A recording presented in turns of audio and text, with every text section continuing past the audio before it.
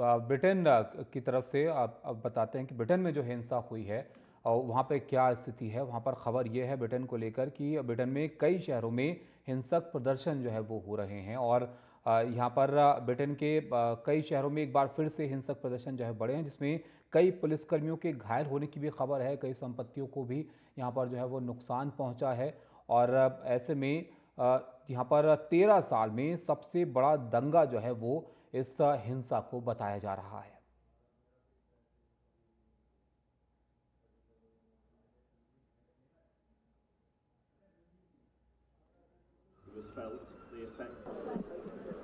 भाई रन तो देख लो यार कोई। And when I went over to lay some flowers, it hit you. It really, it. Do you need me to do a live or something? No, they want you to do.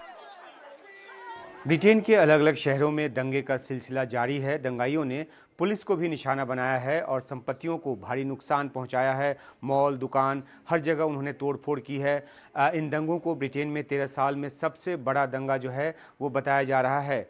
इसमें जो धुर दक्षिणपंथी दंगाई हैं उन्होंने दंगा जो है वो भड़काया है और उनके खिलाफ प्रदर्शन भी हुए हैं और दोनों गुटों के बीच जमकर झड़प भी हुई है, जिसमें कई लोग घायल हुए हैं। सबसे ख़राब स्थिति जो है वो लिवरपूल जैसे शहर की बताई गई है, जहां 2 पुलिस अधिकारी भी जख्मी हुए हैं दंगों की चपेट में आकर।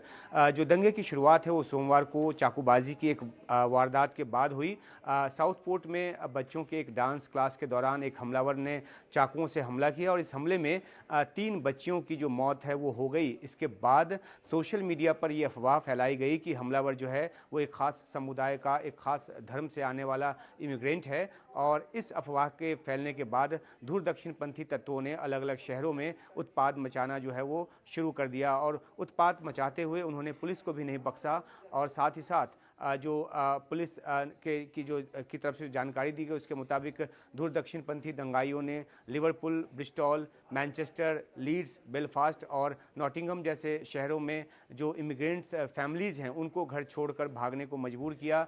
बेलफास्ट में तो एंटी इस्लामिक ग्रुप और एंटी रेसिज्म ग्रुप की जो रैली हो रही थी उस दौरान झड़प भी हुई और उसमें भी कई लोग जो हैं वो घायल हुए। पुलिस ने अब तक 90 दंगाइयों को हिरासत में लिया है। प्रधानमंत्री कीर स्टारमर ने पुलिस को सख्ती के आदेश दिए हैं। कहा है कि पुलिस उनकी पूरी बैकिंग पुलिस को है और ये भी कहा है कि शहर को पूरी तरह से सुरक्षित बनाया जाए। होम सेक्रेटरी येवेट कूपर ने कहा है कि दंगाइयों को कीमत चुकानी पड़ेगी, लेकिन सरकार और पुलिस की सख्ती के बावजूद आने वाले दिनों में दंगा और भड़कने की आशंका जो है वो जताई गई है। इस तरह की बात पुलिस की तरफ से भी कही गई है। इमिग्रेशन जो है ब्रिटेन में एक बड़ा ही संवेदनशील मुद्दा रहा है। धुर दक्षिणपंथी जो हैं वो इमिग्रेशन के खिलाफ रहे हैं, खासतौर पे मुस्लिम देशों से इमिग्रेशन के वो सख्त खिलाफ हैं। साउथपोर्ट की घटना के बाद जो अफवाह फैली उसके बाद उनको एक बहाना मिल गया और उन्होंने इस बहाने को आधार बनाकर दंगे का सिलसिला शुरू किया, जिसको काबू पाने में पुलिस को काफ़ी मशक्क़त करनी पड़ रही है और ये एक तरह से ब्रिटेन की छवि के ऊपर एक ब्लॉट है। हालांकि कोशिश पूरी की जा रही है लेकिन दंगे को अब तक काबू में नहीं किया जा सका है और इसके और भड़कने की आशंका भी जो है वो बार बार जताई जा रही है।